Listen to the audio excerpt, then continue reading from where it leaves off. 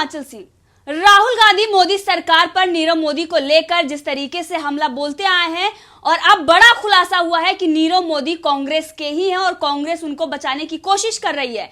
और इसी विषय पर चर्चा के लिए हमारे साथ है डॉक्टर पवन त्यागी, जो संघ विचारक हैं। सर, आपका बहुत बहुत स्वागत है। सर, जिस तरीके से नीरव मोदी को कांग्रेस बचाने की कोशिश कर रही है, इससे ये साफ नजर आता है कि नीरव मोदी को लोन भी कांग्रेस में ही दिया गया और उसके बाद किस तरीके से अब पूर्व जज हैं जो कांग्रेस के नेता हैं और राहुल गांधी के बहुत करीबी हैं, वो लंदन में उनको बचाने की कोशिश कर रहे हैं, जबकि मोदी सरकार ने उनको जेल में डलवाया, लंदन में भी जाकर, और वो वही मोदी सरकार पर सवाल खड़े करते हैं। तो क्या इनकी ये सोची समझी साजिश थी जिसका आज पर्दाफाश हो गया है?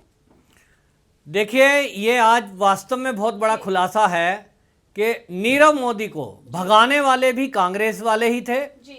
लोन भी इन्होंने ही दिया जी। और अब ये उसकी मदद कर रहे हैं और उसको चाह रहे हैं कि वो किसी तरह से भारत ना आ जाए जी।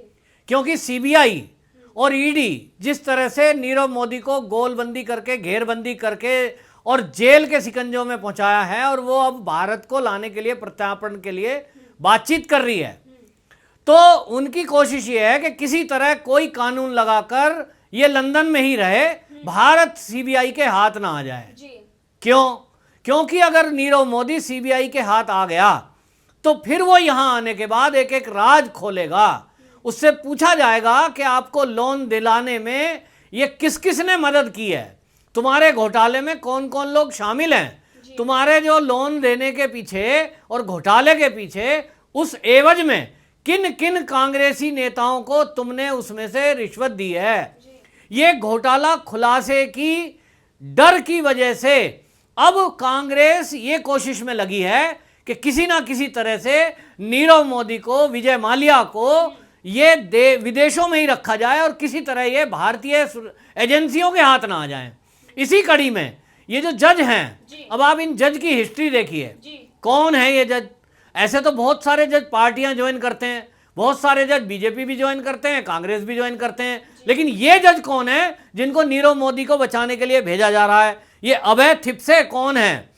ये 13 जून 2018 में ये कांग्रेस में शामिल हुए हैं और इनकी हिस्ट्री क्या है? ये वही जज हैं जिन्होंने ये सोहराबुद्दीन शेख एनकाउंटर मामले में इन्होंने गलत निर्णय दिया और इनकी मंशा थी कि जो आज हमारे गृह मंत्री अमित शाह हैं, इनको उस समय गुजरात के केस में लपेटकर ये जेल भेजते। और आज तक भी कहते आए, जब भी कभी चुनाव होता है तभी कहते हैं कि ये तो तड़ी पार हैं साहब, ये तो वो हैं। तो ये वो जज हैं जिन्होंने अमित शाह और गुजरात के कई सीनियर आईपीएस ऑफिसर और पुलिस कर्मियों पर, जिन्होंने एक एटीएस को सूचना मिली थी, गुप्त सूचना थी आतंकवादियों की, और ये जो सोहराबुद्दीन है इसके आतंकवादियों से कनेक्शन थे, इसकी इनपुट मिली थी गृह मंत्रालय से, और उसके बावजूद रिस्क जान हथेली पर रखकर जिस पुलिस कर्मियों ने वो एनकाउंटर किया, उनको इनाम मिलने के बजाय उनको जेल में डाल दिया गया। ये कांग्रेस की साजिश थी जिसमें ये जज भी सपोर्टिव थे। आज पता लग रहा है कि इन जजों ने किस तरह से निर्णय उस समय दिए होंगे और किसके इशारे पे दिए होंगे और किसको राजनीतिक लाभ दिलाने के लिए दिए होंगे।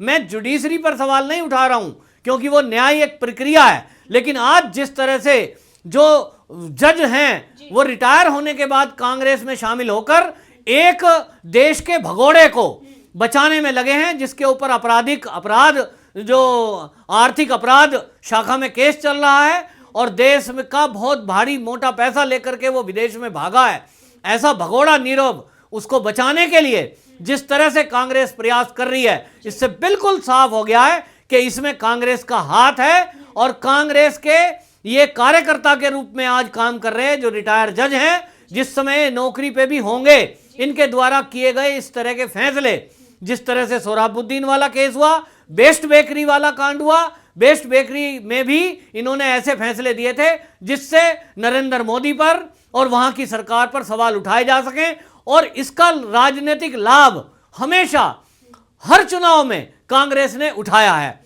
तो आज ये पता लग रहा है कि जो जुडिशरी से जुड़े हुए लोग हैं वो किस तरह से कांग्रेस के इशारे पर काम करते हैं। जी सर वही बात करें विजय माल्या की, तो विजय माल्या को भी अब 28 दिन के अंदर ही भारत सरकार भारत ला सकती है। तो जिस तरीके से अब विजय माल्या और नीरव मोदी पर लगातार कार्रवाई चल रही है, एक तरफ नीरव मोदी को कांग्रेस बचाने की कोशिश कर रही है और दूसरी तरफ भारत सरकार के लिए बड़ी कामयाबी है, क्योंकि अब हाई कोर्ट ने भी उसकी जो अर्जी थी उसे खारिज कर दी है। यानी कि अब भारत विजय माल्या को 28 दिन के अंदर भारत ला सकता है।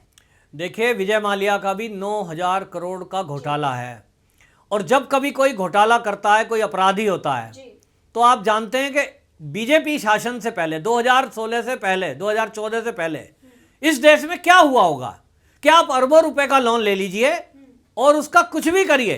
नहीं तो एक आम आदमी लोन की एप्लीकेशन बैंक में डालता है, अगर उसे जेन्युइन रूप में कोई फैक्ट्री लगानी है या मकान बनाना है, 36 प्रकार के चक्कर काटने पड़ते हैं, मैनेजरों का वो जी हजूरी करनी पड़ती है, और उसके बाद भी जेन्युइन लोगों को लोन नहीं मिलता है। लेकिन वहीं एक ऐसे व्यक्ति को लोन मिल जाए जिस व्यक्ति की कोई कंपनी नहीं है, फर्जी डायरेक्टर बना रखे हैं, फर्जी ट्रांजैक्शन दिखाते हैं और हजारों करोड़ रुपया ले लेते हैं, और ये किसके इशारे पर मिलता है? तो वो बताते हैं कि वहां जब वित्त मंत्री पी चिदम्बरम थे, उनके इशारे पर इस तरह के लोन मिल जाया करते थे। तो ये जो प्रक्रिया है ये पहले चलती रही। अभी मोदी सरकार जब से आई है, जिसने हजारों करोड़ के घोटाले किए हो, चाहे वो नीरव हो, चाहे वो विजय माल्या हो, इन्होंने, क्या आप समझते हैं कि राजनीतिक गलियारों में मोदी जी तक पहुंचने के लिए, या जो और नेता हैं केंद्रीय कैबिनेट में मोदी जी की, क्या उनसे संपर्क नहीं किया होगा? क्या उनको रिश्वत का ऑफर नहीं दिया होगा? बिल्कुल दिया होगा। लेकिन ये अब मोदी सरकार है जिसने ये तय कर लिया है कि अगर कोई देश का अपराधी है तो उसको सजा देंगे, ना कि रिश्वत लेकर के और अपनी जेब भरेंगे। और इसी कारण से ये जो अपराधी हैं, देश के अपराधी हैं, इनमें बौखलाहट है, और ये टाइम बिता रहे थे किसी तरह कि कोई टाइम ऐसा बीतता जाए और कांग्रेस के जो बड़े बड़े कांग्रेस से संबंधित वकील हैं, अब जो रिटायर जज जैसे सामने आ रहे हैं, इन लोगों ने आश्वासन दे रखा होगा कि चिंता मत करो, हम तुम्हारा कुछ नहीं होने देंगे और तुम्हें तो बिल्कुल भारत में आने ही नहीं देंगे।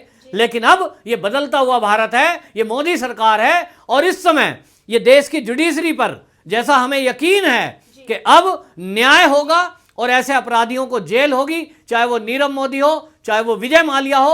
और मोदी जी पर सवाल उठाने वाली अब कांग्रेस और राहुल गांधी, सोनिया गांधी, प्रियंका गांधी, ये जब समय समय पर सवाल उठाते हैं, अब ये पोल खुलेगी तो तुम कहीं मुंह दिखाने लायक नहीं होंगे, क्योंकि इसके पीछे सिवा कांग्रेस के और कोई है ही नहीं। सर अभी जब पूर्व मुख्य न्यायाधीश रंजन गोगोई को राज्यसभा का सदस्य मनोनीत किया गया तो कांग्रेस ने बहुत सवाल खड़े किए, लेकिन हम देख रहे हैं कि एक पूर्व जज है और किस तरीके से कांग्रेस में शामिल होकर, और एक भ्रष्टाचारी जो भगोड़ा है देश का, जिसे आज देश ढूंढ रहा है, जिसे भारत लाने की कोशिश की जा रही है, एक तरीके से उसने भारत को लूट कर और भागा है, उसको बचाने की कोशिश कर रही है। तो क्या जो देश की सेवा के लिए राज्यसभा में मनोनीत हो जाते हैं उन पर सवाल करना सही है, और जो दूसरी तरफ से जो देश के विरोध में खड़े हो जाते हैं और कांग्रेस में शामिल हो जाते हैं वो सही हैं? देखिए, जब इन्होंने हमारे पूर्व न्यायाधीश जो है चीफ जस्टिस गोगोई पर सवाल उठाए थे, तो इन्होंने कहा था कि इन्होंने राम मंदिर मुद्दे पर फैसला दिया है हिंदुओं के पक्ष में, और इसलिए उनको इनाम दिया है। जबकि सारी दुनिया जानती है कि अगर हिंदुओं की आस्था भगवान राम अस्तित्व में हैं, जिसपे कि कांग्रेस ने सवाल उठाए थे कि वो हैं भी कि नहीं, वो राम हैं, भगवान हैं, हिंदुओं की आस्था है, और वो कहाँ जन्म लिए? तो हमारे शास्त्रों में लिखा है, जो शास्त्र हजारों साल पहले लिखे गए, कि उनका जन्म अयोध्या में हुआ। तब अयोध्या में हुआ और वो वहाँ प्रमाण मिला, वहाँ हमारा जो पुरातत्व विभाग है उसके प्रमाण थे कि यहाँ मंदिर तोड़कर ऊपर मस्जिद बनाई गई, तब उसमें हिंदुओं के पक्ष में फैसला आना ही था। तो उसमें अगर जस्टिस गोगोई का केवल इतना रोल है कि उन्होंने अपने कार्यकाल में डे टू डे हियरिंग करके और उसको जल्दी सुनवाई की, कोई पक्ष नहीं लिया कि उन्होंने हिंदू का पक्ष लिया, कहीं बात हो गई होगी राज्यसभा की, ऐसा नहीं है, न्याय हुआ। लेकिन कांग्रेस ने सवाल उठाए, तो हिंदुओं की आस्था से ये खिलवाड़ करने की आदत है। अब इनको अगर लें, दूसरी बात कि अभी अगर जो जज हैं जो नीरव मोदी को बचाने के लिए अवैध हिप से जा रहे हैं, ये कौन है? ये वही जज हैं जिन्होंने सारे नियम कायदे ताक पर रखकर केवल एक और एक इनका एक सूत्री कार्यक्रम था कि किस तरह से भाजपा के लीडर को मैं जेल में भेज दूं। तो इन्होंने जो सोहराबुद्दीन केस है, और सोहराबुद्दीन केस में तो इन्होंने कितने सारे आईपीएस को भी लपेटने की कोशिश की, जिनसे ये हो जाए कि जो आतंकवादियों से लड़ने के लिए अपनी जी जान की कुर्बानी देने को तैयार हैं, ऐसे लोगों को हतोत्साहित करने के लिए इन्होंने पूरी कोशिश की कि किस तरह से कानून में लपेटकर और जो हमारे अमित शाह हैं इनको जेल में डाल दिया जाए। इसी तरह जो जस्टिस लोया है, जब उनकी मृत्यु होती है, जो स्वाभाविक मृत्यु थी, लेकिन उसको भी किस तरह से मोड़ दिया था, इन्होंने ही कमेंट किया था उस समय कि ये जो है कहीं ना कहीं किसी के इशारे पर हत्या हो सकती है, इसकी जांच की जाए।